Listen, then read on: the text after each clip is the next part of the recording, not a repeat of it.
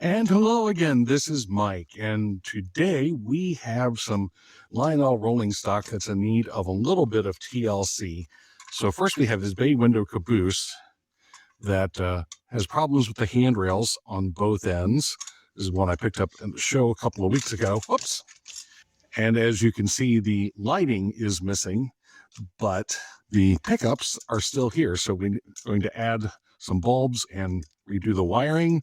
And if you're a regular viewer, you already saw in a previous video how I am using my 3D printer, my resin printer, to take these broken pieces and scan a good piece from another caboose to make replacement parts. So we are going to finish these off. We're going to give them a coat of paint, show you the finished version of this, our smokestack, and these are in good shape. So those are the main repair points on the caboose. Then I also have these two General or Overton style 1800s passenger cars. Actually, these are both the baggage combine types. So this one came from the James Gang set of 1980. The Santa Fe here, this one actually has plastic wheels with that set. And we're missing a couple of detail parts. We're missing one of the ventilators and one of the smokestacks. And I don't know if it originally came with brake wheels, but the nubs are there. So I am going to make some new brake wheels to put on those nubs. I'm going to see if we can't do something about these missing truss braces that go underneath the car, as they do on this one, a later version that's in better shape. And so you can see what I'm talking about with the trusses. The supports are there, but there's no wire. And this one is almost all there, but it is missing one ventilator. So we are going to use the stacks and ventilators that we do have, and we're going to make copies of those to replace the missing ones. And these brake wheels are going to be my masters to add new brake wheels to that. So I could just go on and find the replacement parts and order them and pay for them, but we're going to have fun making them ourselves with our 3D printer.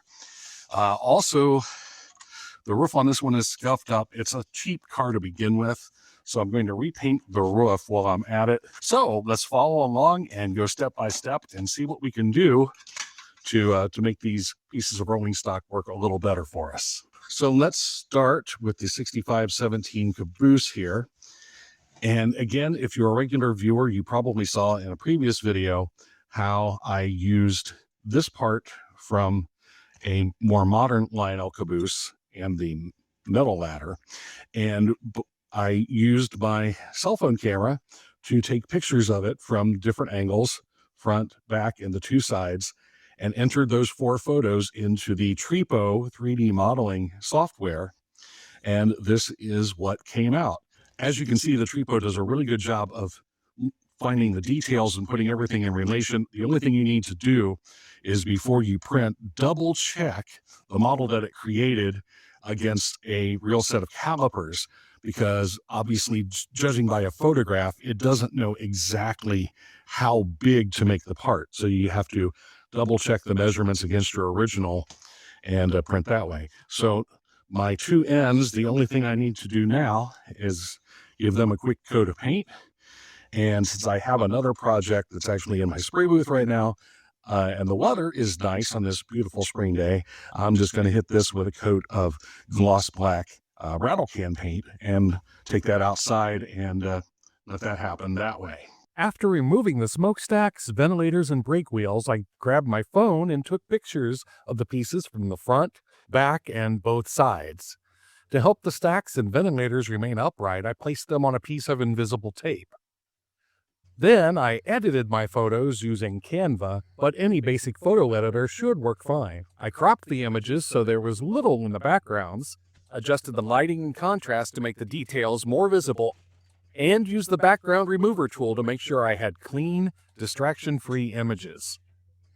Then in Tripo, I went to the 3D from Multi-Image tab and entered the front, back, left, and right photos. Then I clicked Generate Model, and after a few minutes, I had an accurate 3D model of each part ready for printing. I exported each file to my slicer program, In this case, Blueprint Studio for my Hager's RS resin printer.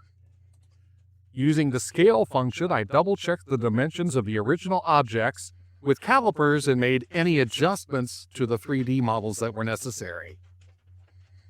When the dimensions were right, I sliced and printed, and out popped perfect copies of my original parts. Then, to better match the Lionel originals, I shot a quick coat of gloss black paint on all of them. So coming back to the caboose, in order to replace the original light fixture, I'm going to add these E10 screw bases and then some LEDs.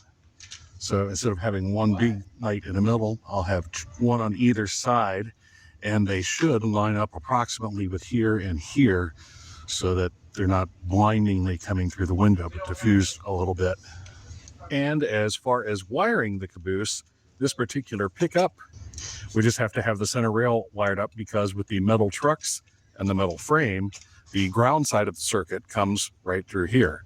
So that will be attached with our bulb. To hook up to the truck, you will want to use stranded wire if at all possible. And what's a good source of stranded wire? Speaker wire. You want the stranded wire because it is more flexible with the moving parts of the truck.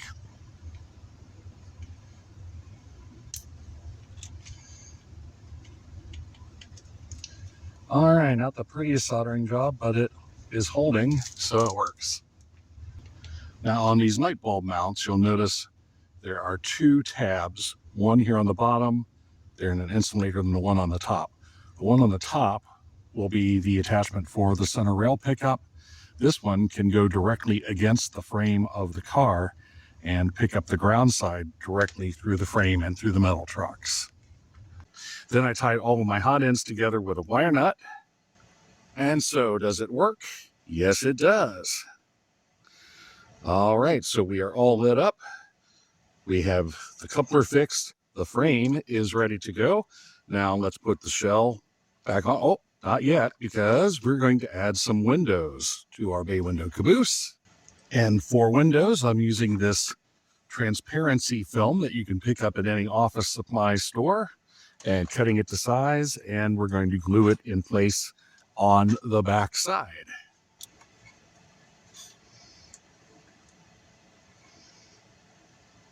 There we go. I'm using this silicone-based stuff, but you can use whatever glue you like, really. It doesn't take much to hold this very lightweight film in place.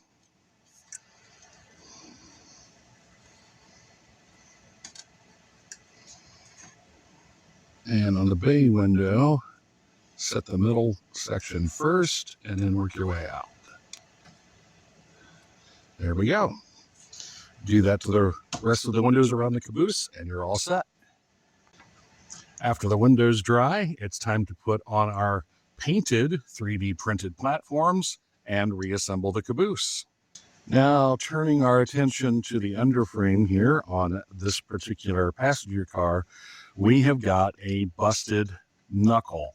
And so the hardest part about this is actually removing the old knuckle pin.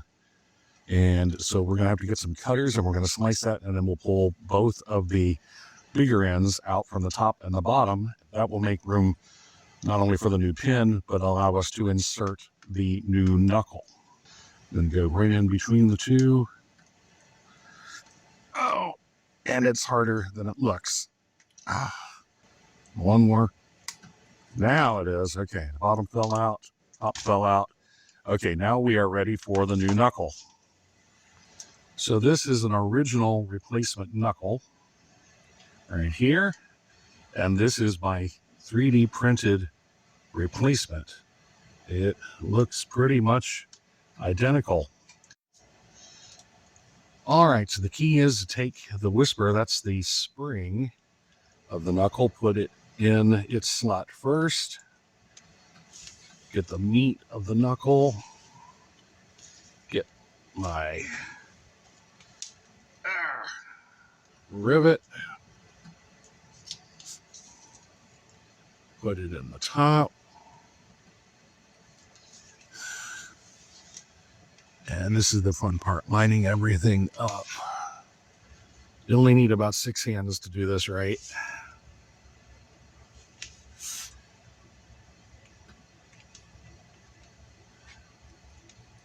There we go. There we go. Almost. Now I can use our little lever to hold it in place. It just doesn't want to pop through the bottom. We're going to give it a little help. Push. There we go. All right, it is all the way through. Now we just need to enlarge the end of our rivet. A small awl here. Push against the end of the rivet and flare it out. It doesn't take much. Just want enough to hold it in place, and gravity is going to help you. There we go. And now once again, we have a functioning coupler. I'll put my wheel set back in, and the underframe on this one is ready to go. Good job on the coupler. Okay. And then on the top,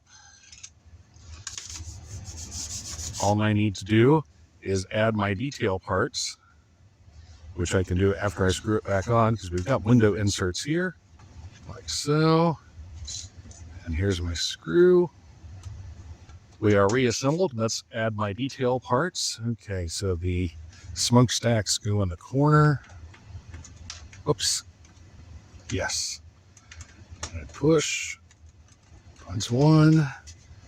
And here's another smokestack. This looks like one of my 3D printed ones. Now that they're all painted gloss black, they all look alike. There we go. And then the 2 ventilators. One ventilator and 2 ventilators. And we already have brake wheels, so this one is ready to return to service. All right, and yeah, pretty happy with the paint job there. Not perfect. I do have a little smudge there, but it's better than it was. And I like the color of it. And now I'm going to add my detail parts and just, whoop. Before I add my roof detail parts, I'm going to add windows like I did with the caboose. And now let's add some windows to our car using the same transparencies as on the caboose.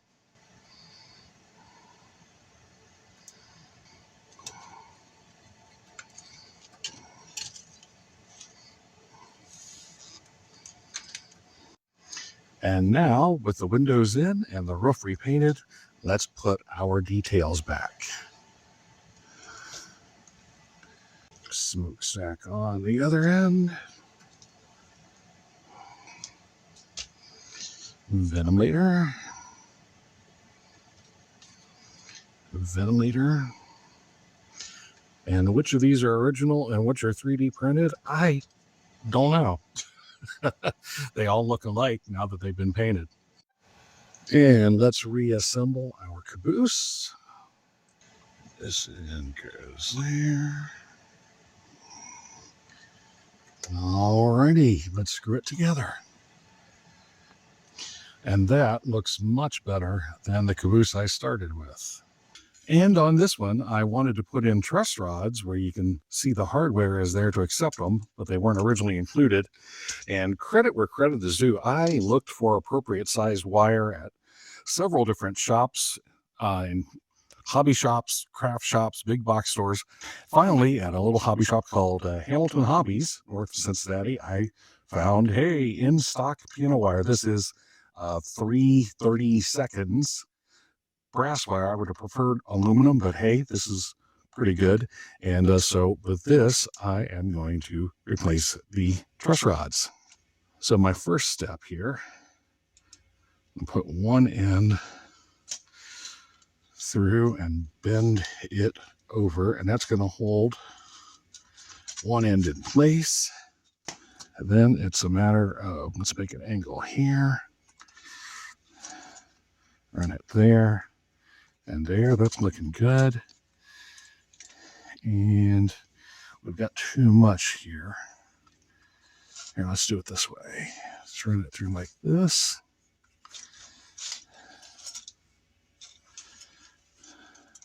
So I need enough to go through the hole and bend back, but not much more than that. So let's cut it off right about there.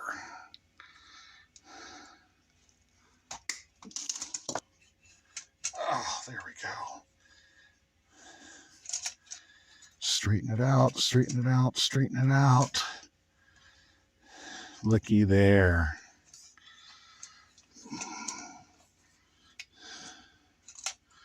Oh yeah, that's much nicer looking.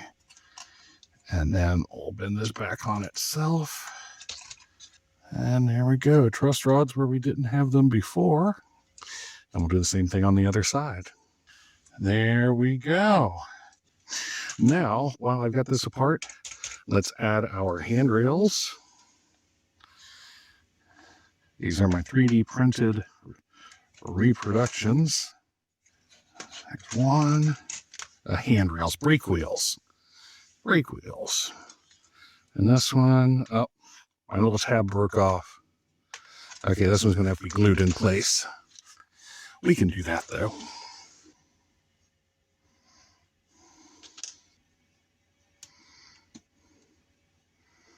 I get the right spot, right there.